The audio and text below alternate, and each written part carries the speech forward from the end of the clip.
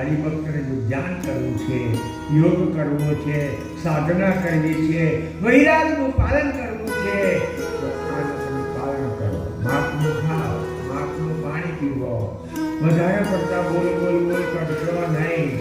જાણશો તમને ખબર. કોઈ જગ્યાએ અમારા પુરુષનું ટોળું જતું હોય ગામ બીજા ગામ, ટોળામાંથી એકબીજા વાતો કરે, બીજા સાંભળે તો ચાલે એની પાછળ પાછળ. પણ હમણાં માટે નહીં કરતો, મરચા વખતની વાત છે. બેનું ટોળું જતું હોય ને તો એકાએક બોલે તો ખબરથી કોણ હશે.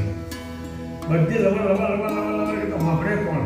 એટલે બધાને હું કઈ કહી દઉં, હું કઈ કહી દઉં. ના ના ના, કોઈને કહેવા કરતા અનુકરણ કરવાનું સાંભળો. કહેવા કરતા સારું કોકનું વચન હોય તો સાંભળો. એટલે બાપ જે કહે છે, સૂક્ષ્મ પસરા નહીં.